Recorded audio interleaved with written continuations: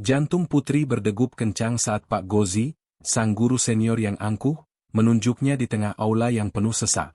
Anak seperti ini, gertaknya di hadapan ratusan wali murid, hanya akan jadi beban masyarakat. Tapi Pak Gozi tidak tahu, saat itu, Putri menyimpan dua rahasia mematikan. Pertama, nilai ujiannya yang ternyata tertinggi sekecamatan, dan kedua, sebuah memo internal komite sekolah yang membuktikan bahwa penghinaan itu adalah bagian dari konspirasi kejam demi dana insentif. Di mata Bu Ratna, kepala sekolah yang penuh perhitungan, Putri bukanlah korban, melainkan bidak catur terakhir. Lantas, mana yang akan Putri pilih untuk diungkapkan di atas panggung itu?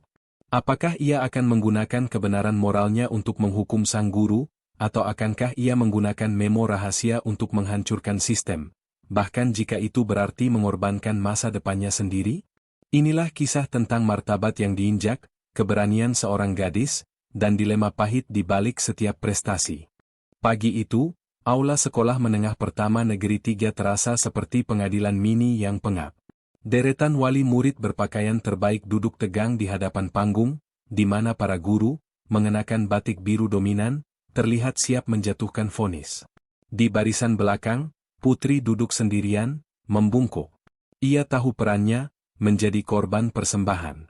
Di tangannya, ia meremas kain seragam yang sudah usang, sementara di dalam saku tas kanvasnya yang dijahit ulang, tersembunyi sebuah rahasia yang jauh lebih berbahaya daripada nilai rapornya yang pas-pasan, sebuah salinan memo internal.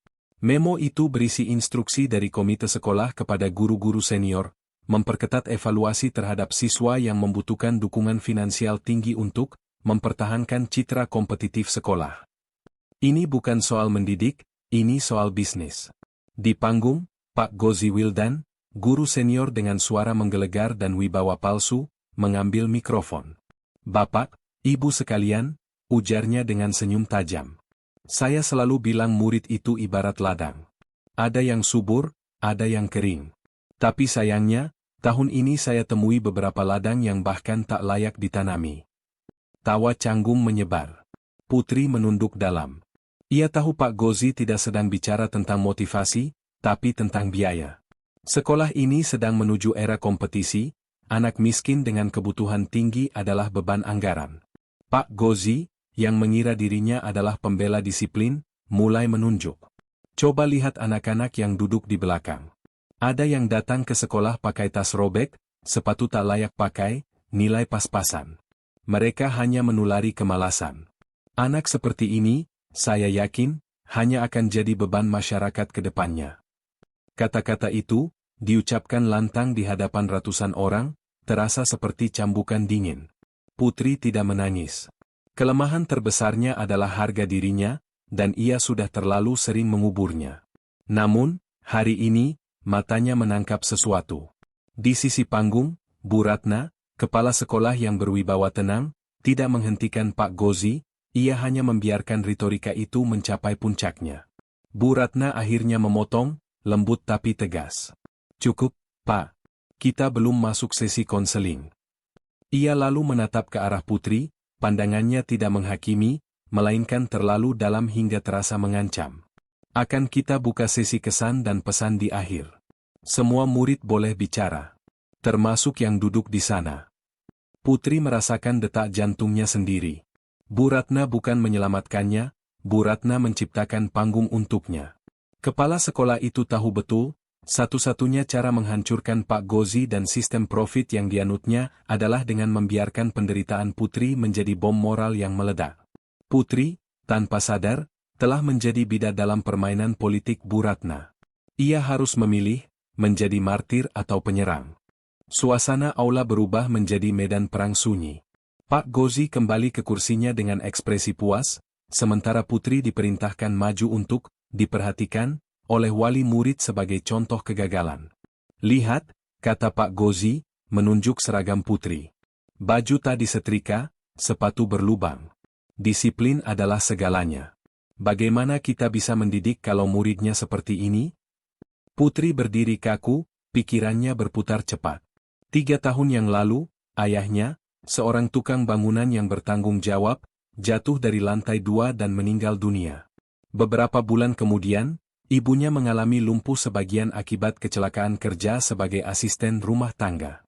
Hidupnya berubah dari murid ranking 1 menjadi buruh kecil yang mencuci, memasak, dan menjaga orang sakit. Nilainya tidak turun karena malas, tetapi karena ia belajar di malam hari setelah tubuhnya lelah. Ia dijadikan bahan tawa di hadapan semua orang yang tidak tahu bahwa ia harus menyembunyikan rasa laparnya di sekolah agar tidak pingsan. Setelah kembali ke tempat duduk, Putri memanfaatkan jeda acara untuk mencari udara. Di dekat gudang lama, ia bertemu Dimas, adik laki-lakinya yang masih kelas 4. Dimas, dengan seragam lusuh, menyodorkan 2 potong gorengan sisa uang sakunya. Ini buat kakak. Nanti kalau semua orang enggak suka sama kakak, aku tetap suka. Kalimat polos itu menampar Putri. Ia menyadari amarahnya tidak akan membantu ibu dan adiknya. Ia tidak bisa membalas dengan dendam, tetapi harus membalas dengan logika yang tidak bisa dibantah. Malam harinya, di rumah kecil mereka yang hanya memiliki 2 ruangan, Putri mencuci pakaian dengan sabun yang tinggal busa tipis. Sambil menunggu air mendidih untuk merebus nasi, ia meraba saku tas kanvasnya. Jantungnya berdetak kencang saat tangannya menyentuh lipatan kertas di dalam. Itu adalah memo nomor 003 KMP 0623, tertanggal 2 bulan yang lalu, yang ia ambil diam-diam dari meja Bu Ratna saat membantu membersihkan ruang guru. Memo itu ditandatangani oleh Pak Gozi dan wakil komite sekolah. Isinya lebih dari sekadar pengetatan. Memo itu menyebutkan secara eksplisit bahwa untuk mengamankan dana insentif kompetisi besar dari dinas, sekolah harus mengurangi jumlah siswa yang dinilai kurang berpotensi dan membutuhkan alokasi dana non-prestasi tinggi, salah satunya adalah Putri Anggraini. Pak Gozi tidak hanya sombong, ia melaksanakan sebuah kebijakan kejam. Putri menatap Dimas yang sudah terlelap di atas tikar tipis. Ia tahu kebenaran tentang kerja kerasnya. Nilai ujian tertinggi sekecamatan yang baru diumumkan diam-diam ke Bu Ratna, mungkin bisa membungkam Pak Gozi. Tetapi, pengungkapan memo ini bisa mengguncang seluruh sekolah, mengancam karir banyak orang, termasuk Bu Ratna sendiri. Senjata ini terlalu tajam. Pertanyaannya bukan lagi apakah ia akan bicara, tetapi apa yang akan ia pilih untuk dihancurkan, harga diri Pak Gozi, atau sistem yang menciptakan Pak Gozi? Keesokan paginya, sebelum sesi kesan dan pesan dimulai, Putri dipanggil mendadak ke ruang kepala sekolah. Ruangan Bu Ratna sunyi, hanya ada suara kipas angin tua. Bu Ratna duduk di belakang meja kayu besarnya, pandangannya tenang. "Duduk, Putri," kata Bu Ratna, tanpa basa-basi. "Saya tahu kamu sudah melihat hasil ujian akhirmu." Putri mengangguk pelan, menahan napas. Ia sudah tahu. Nilai totalnya tertinggi di seluruh kecamatan. Ini adalah kartu asnya. Kamu punya hak untuk marah. Kamu punya hak untuk membela diri, lanjut Bu Ratna. Ia lalu mencondongkan tubuhnya, tatapannya kini berubah menjadi penuh perhitungan. Dan saya juga tahu, kamu memegang sesuatu yang lebih dari sekadar hak. Kamu punya memo itu. Memo nomor 003. Putri terkejut. Tubuhnya menegang. Rahasianya yang berlapis ternyata sudah diketahui oleh Bu Ratna. Ini bukan lagi permainan tunggal, ini adalah aliansi yang tidak terucapkan. Bu Ratna berbisik, nadanya terdengar seperti seorang jenderal yang memberi instruksi terakhir. "Pak Gozi dan komite ingin saya menyingkirkan kamu, karena kamu adalah anomali yang mahal, seorang jenius dari keluarga yang tidak produktif. Jika kamu pergi, dana insentif mereka aman. Saya menolak, tapi saya sendirian." Bu Ratna mengambil jeda. "Putri, saya sudah mengatur agar kamu bicara paling akhir. Saya membiarkan Pak Gozi mempermalukan kamu, bukan karena saya jahat, tapi karena saya butuh pertunjukan. Saya butuh bukti tak terbantahkan. Mereka harus dipaksa berempati." Putri merasakan mual. Kemenangannya ternyata adalah hasil dari pemanfaatan penderitaannya oleh Bu Ratna. Kontroversi terbesar dalam cerita ini bukanlah kejahatan Pak Gozi, tetapi kebaikan Bu Ratna yang kejam. Jika kamu mengungkap memo itu, Pak Gozi hancur, tetapi sekolah ini akan terkena sanksi berat, beasiswa yang sudah saya rencanakan untukmu akan hangus, dan yang paling penting, kamu akan kehilangan dukungan yang kamu butuhkan untuk kuliah, jelas Bu Ratna. Tetapi, jika kamu hanya bicara tentang kerja keras dan nilai ujianmu. Bu Ratna berhenti dan menatap Putri lurus-lurus. Kamu akan membuat Pak Gozi berlutut dan membuat mereka, wali murid dan komite, berutang moral padamu. Pikirkanlah, apa yang lebih kamu butuhkan, kehancuran musuh, atau kepastian masa depan keluargamu, panggung sudah siap. Pilihan ada padamu. Kamu adalah kunci. Kamu juga adalah bidak. Putri meninggalkan ruangan itu dengan perasaan tercabik. Ia memegang kunci sistem yang korup, tetapi menggunakan kunci itu berarti mengorbankan masa depan adiknya dan pengobatan ibunya. Ia memutuskan, ia tidak akan mengancam, tetapi ia akan bicara dengan kedewasaan yang menghukum. Ia akan menunjukkan pada Pak Gozi bahwa ada hal yang lebih mematikan daripada memo rahasia, hati nurani yang dihantam oleh kebenaran sederhana. Sesi kesan dan pesan siswa tiba. Waktu berjalan lambat, seolah semua orang menanti satu nama. Pak Gozi Wildan, yang sudah mendengar bisik-bisik tentang nilai ujian Putri dari guru lain, duduk gelisah. Wajahnya pucat, ia tahu retorikanya yang arogan akan berbalik menghantamnya. Bu Ratna memanggil nama itu, Putri Anggraini, silakan ke depan. Putri berjalan. Langkahnya lambat, ia tidak bergetar. Ia telah membuat pilihan. Ia berdiri di tengah panggung yang 2 hari lalu menjadi tempat ia dipermalukan. Ia melihat Pak Gozi yang menunduk, ia melihat Bu Ratna yang menatap dengan harapan penuh kalkulasi, dan ia melihat Dimas yang mengintip dari jendela belakang, mengacungkan 2 jempol. Ia menarik napas panjang. Terima kasih atas kesempatannya. Saya Putri. Mungkin selama ini Bapak Ibu sekalian hanya mengenal saya sebagai murid yang diam, yang nilai rapornya tidak istimewa, dan yang dianggap beban. Nada bicaranya tenang, tanpa amarah, justru dingin dan menghukum. Ia tidak berteriak, ia hanya menarasikan kebenaran tanpa filter, membuat setiap orang dewasa di ruangan itu merasa malu atas asumsi mereka. Yang tidak pernah Bapak Ibu tahu adalah bahwa setiap pagi sebelum ke sekolah, saya harus memandikan ibu saya yang lumpuh, dan menyuapi adik saya karena ayah kami sudah tiada, lanjutnya. Saya tahu, penampilan saya tidak mencerminkan disiplin yang diharapkan. Tapi saya harus memilih, menyetrika seragam, atau memastikan ibu saya tidak kedinginan. Putri tidak meminta belas kasihan, ia menuntut pertanggungjawaban moral. Saya tidak pernah minta dimengerti. Saya hanya butuh satu kesempatan.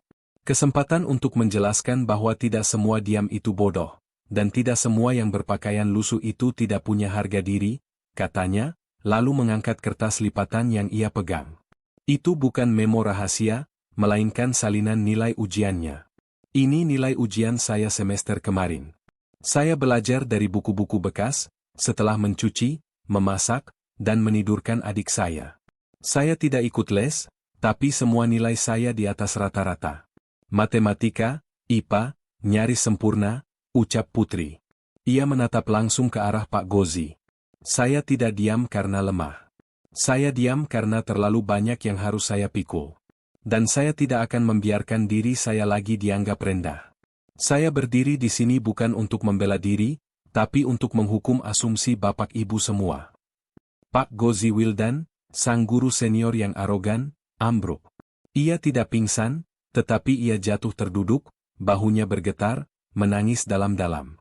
Ia tidak hanya malu karena dibantah, tetapi karena ia tahu Putri memegang kartu yang lebih besar, memo yang bisa menghancurkannya, tapi ia memilih untuk menghancurkannya dengan kebenaran moral yang jauh lebih mematikan. Pak Gozi runtuh di hadapan semua orang, dihukum oleh kebesaran hati yang ia remehkan. Setelah Pak Gozi jatuh berlutut meminta maaf dengan suara serak, Bu Ratna mengambil alih panggung. Ia berdiri di samping Putri, wajahnya menunjukkan kemenangan yang terencana dengan baik. Hari ini, kita belajar bahwa mendengar bisa lebih kuat daripada mengajar, kata Bu Ratna, memberikan Putri senyum terima kasih yang terasa manis, tetapi juga dingin. Kemudian, Bu Ratna membuka amplop resmi dan mengumumkan kabar yang telah ia tahan sejak lama. Putri Anggraini, ucapnya lantang, meraih nilai tertinggi dari seluruh peserta ujian di kecamatan ini. Gemuruh tepuk tangan meledak. Tangis Putri yang selama ini ia tahan, akhirnya pecah, tetapi bukan karena luka, melainkan karena pembenaran total. Bu Ratna melanjutkan pengumumannya. beasiswa penuh hingga lulus SMA, termasuk uang saku bulanan, dan yang paling mengharukan, 1 unit kursi roda baru untuk ibunya. Semua ini adalah hasil negosiasi Bu Ratna dengan komite dan dinas pendidikan, yang ia amankan di belakang layar, menjadikan Putri sebagai simbol yang harus dipertahankan oleh sekolah demi citra. Kemenangan ini terasa ironis. Putri mendapatkan segalanya, tetapi ia tahu bahwa semua ini terjadi karena Bu Ratna sengaja membiarkannya dipermalukan untuk menciptakan momen dramatis ini. Ia adalah pahlawan yang disiapkan, simbol yang disponsori. Beberapa jam setelah acara, Putri berjalan keluar dari gerbang sekolah bersama Dimas dan Bu Ratna. Dimas menggandeng tangannya dengan bangga. Di teras sekolah, kursi roda baru berwarna perak berkilauan di bawah sinar matahari. Hari ini kamu bukan hanya bicara, kamu mengubah pandangan semua orang, Putri, bisik Bu Ratna, saat menyerahkan map beasiswa. Putri mengangguk. Ia tidak menceritakan pada siapapun, bahkan Dimas, bahwa ia menahan memo rahasia itu. Ia menyadari, senjata itu lebih berharga jika tidak digunakan. Itu adalah pengaman, bukan peluru. Ia membiarkan Pak Gozi berpikir ia telah memilih kebenaran moral, padahal ia memilih strategi jangka panjang untuk melindungi keluarganya. Ia memilih kepastian yang ditawarkan Bu Ratna, daripada kehancuran total yang akan membatalkan beasiswanya. Putri memeluk Dimas. Kakak pulang, mau kasih lihat ini ke ibu. Sore itu, Putri pulang dengan langkah ringan. Di pundaknya, beban kehidupan masih ada, tetapi di hatinya ada cahaya baru. Ia telah menghadapi sistem yang kejam, dan ia memilih untuk mengalah demi kemenangan yang lebih berkelanjutan. Ia tahu, ia telah mengajarkan Pak Gozi sebuah pelajaran, dan ia juga telah mengajarkan Bu Ratna bahwa bidak paling diam pun bisa memiliki kehendak bebas yang menakutkan. Ia adalah murid yang tidak bisa lagi diremehkan, bukan karena nilainya, melainkan karena pilihan kontroversial yang ia ambil di bawah tekanan yang luar biasa, memilih martabat keluarganya di atas pembalasan yang manis. Putri akhirnya berhasil memenangkan pengakuan yang selama ini ia perjuangkan, bukan dengan membalas amarah, tetapi dengan kebenaran yang menampar. Kisah ini berakhir dengan Pak Gozi yang berlutut dihukum oleh kebesaran hati Putri, dan Bu Ratna yang berhasil mengamankan masa depan Putri melalui beasiswa penuh, meskipun harus menggunakan penderitaan gadis itu sebagai panggung. Hikmah utama dari cerita ini adalah bahwa kita tidak boleh pernah mengukur dalamnya hati dan potensi seseorang hanya dari apa yang terlihat di permukaan, apalagi dari pakaian atau keadaan ekonomi mereka. Kejujuran, kerja keras yang sunyi, dan martabat akan selalu memiliki kekuatan yang lebih besar daripada retorika paling keras sekalipun.